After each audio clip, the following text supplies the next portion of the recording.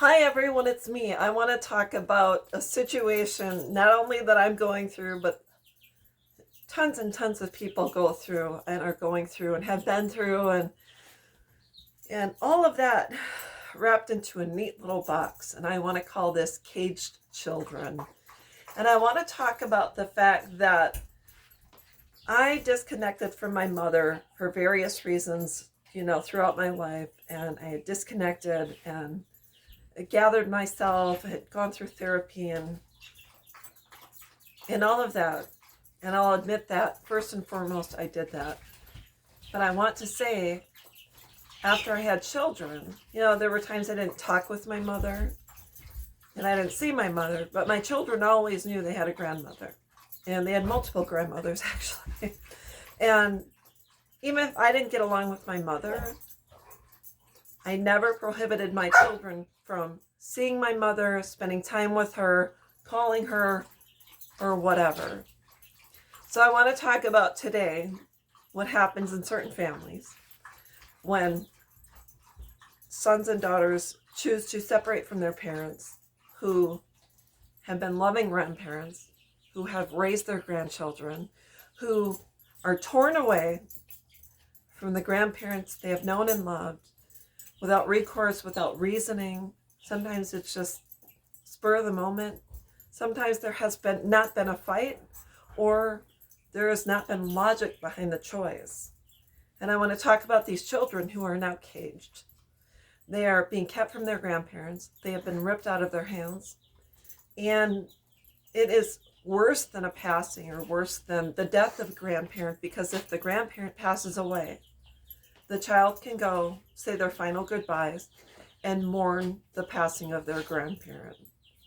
In the case where an adult child chooses to alienate the grandparent, separate their children from them, rip them out of their arms, and put them in a cage so that no one can get a hold of them, they lock them in a cage.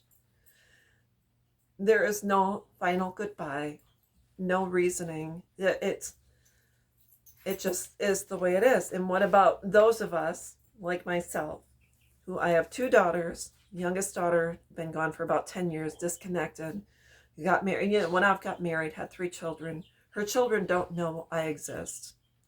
So what do you do?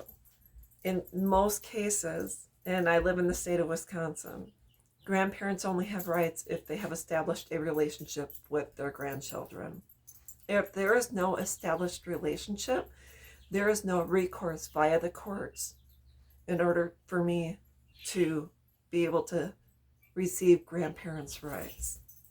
And what do you do if your son or daughter has ripped your grandchildren out of your arms and has taken them and has totally blocked you, removed you?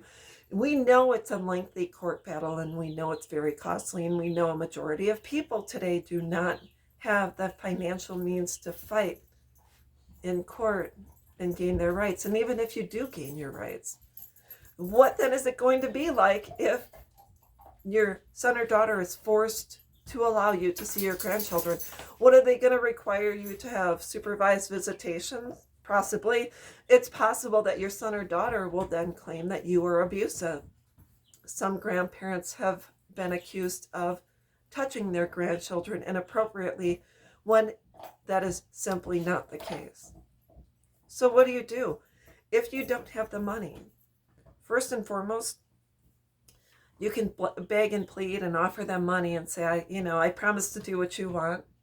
Or you can, like a majority of people know today, join a support group for grandparents who have been alienated from their grandchildren, so you can get camaraderie with others who are in the exact same position you are. My question for children that have for adult children who have pulled their children from the grandchildren from grandparents, separated them.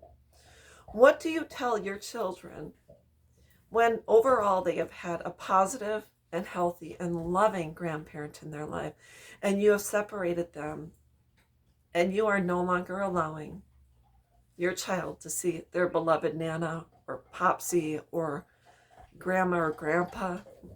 What are you telling them? What is it that you are laying in front of your children?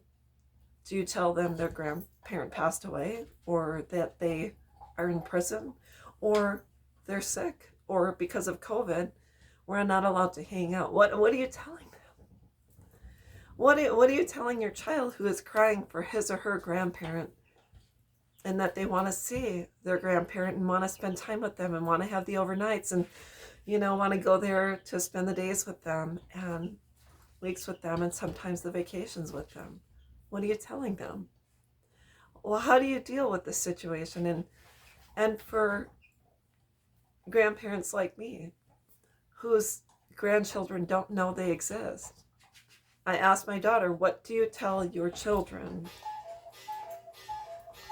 when they ask you about your mother, and they ask you about your childhood, and they ask you to see pictures of your mom and you together when you were a little girl? Who do you say is your mother? Do you say that your mother is dead? Do you claim I'm away in a different country? Do you claim that you were adopted? Do you claim that your dad's wife is your mom and now that is their grandmother? What do you claim? What is your secret? What are your lies that you've been telling to your children to justify this situation? Worse off is a situation like mine and every other situation, whether the grandparent has been involved or has not been involved. The worst thing is what do your in-laws say when they ask about your parents, the parent that's not allowed to see the grandchildren? How do you control them? Because my question is, if you have pulled and not allowed me to see your grandchildren, or your children, sorry about that, my grandchildren, what do you tell your husband's family about me, about my family? What do you do to control them? Because you control everyone around you. They're not allowed to talk to me about you. They're not allowed to show me pictures. They're not allowed to take anything from social media and share it with me. People still do. I still have seen pictures of the wedding, my grandchildren, the pregnancies. I've seen it all because someone in the inner circle, when you piss them off, will always share the information. So what do you tell my grandchildren about me? How do you explain their heritage? How do you explain genealogy? How do you explain your childhood when you've erased your mother from your life? What do you do with your childhood pictures? When I'm in a lot of them, videos that I'm in, my voice that comes through, what do you say to them? How do you explain that? Because in this situation, how is it that you've been given so much control as a dictator in this situation that no one's allowed to speak about anything regarding your life? Truth is the man I was married to, my youngest daughter's biological father, he didn't want anyone to know anything about us either, so he kind of kept us hidden. And he controlled the situation. I wasn't allowed to talk about him to my friends or say anything about him. He wanted to control everything, and he didn't want anyone knowing anything about us. And that's just the way it was. So there is a link. There is DNA there. And the truth is you can keep your children locked in a cage. And you can protect them and block them from social media and seeing things and finding things out. But one day, a drunk uncle or maybe your mother-in-law is going to tell them the truth, because someone's going to realize how very abusive, controlling, manipulative, and emotionally destructive it is to your children. The children that deserve the right to know their heritage, their family, the people in their lives that They were never allowed to meet because you are angry, you're holding a grudge. And the the people that are suffering are your children. And if you love your children, you would want them to be around people that can nurture them and love them and fill in the gaps and the missing links regarding things you might not remember, or the things that, I've suffered from, or anything to do with my health.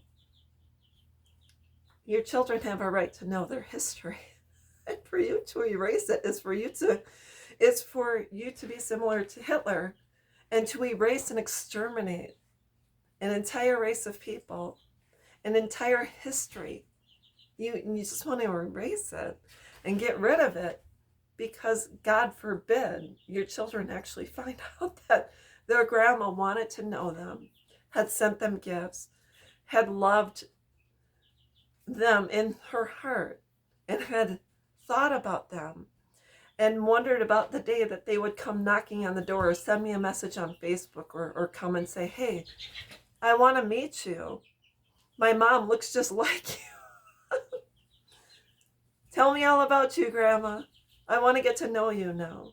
And your children will eventually hold a grudge and may turn towards me and turn against you and say that this has not been right and that they want to know more. And I will be able to fill in the gaps for them because you were very close to my father. He loved you guys, and he was closer to you than your own dad was. And so this is what happens, is that I have a life. I have got married. I have a quiet existence, drama-free, no BS, 2 dogs, a couple of chickens, great house, great yard. I have a great life, and I am still, I know that even if you want to hold a grudge, and if you're angry at me, and you can think of things I've done in your childhood to justify your choice to alienate me and to separate me from getting to know my grandchildren, just know one day they will grow up, they will find me, and I will be able to talk with them and get to know them. And they'll probably say, oh, my mom sounds just like you, or my mom, the way her mannerisms are. Can you fill us in? Tell us about our mom from when she was a little girl. Because I have all the tapes. I have all the VHS tapes. I have videos of you from when you were a baby on up, through schools and school concerts and all that. I have all of that. So my thoughts go out to those of us who have been separated from their grandchildren, whether it's before, after your children left and they had children of their own, and you have not gotten to meet them. And my prayers go out to people that have been ripped from the arms of their grandchildren, who wonder about them every day, who would do anything to have them back. But please know that I understand what you're going through, and know that there are a lot of support groups out there, and know one day your grandchildren will find you and they will ask you questions and they will jump back into your arms and you will see them again. So that's all I know, is that each child will grow up and make their own decisions about the people they want in their lives. And it's going to be you. If they have happy memories of you, if they have positive memories of you, if they have loving memories of you, they will come back and find you. One day they'll either find a picture, or some person in the family, the in-laws, will say something about you. And someone will help them find you, because someone will have the means to. And they'll come back and they will say, hi, Grandma, and you will hug them and hold them tight and reconcile and just start a new life together. So that's all I wanted to say, is that do not lose hope. But in the meantime, take care of yourself. Do not allow your son or daughter to manipulate and control you and to destroy your life. If they have pulled your grandkids from you, so be it.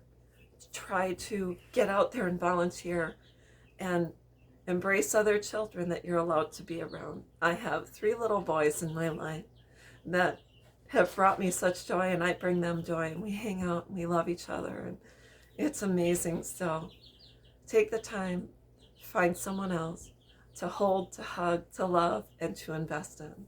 And that's all there is to it. I'll talk with you soon. Bye-bye.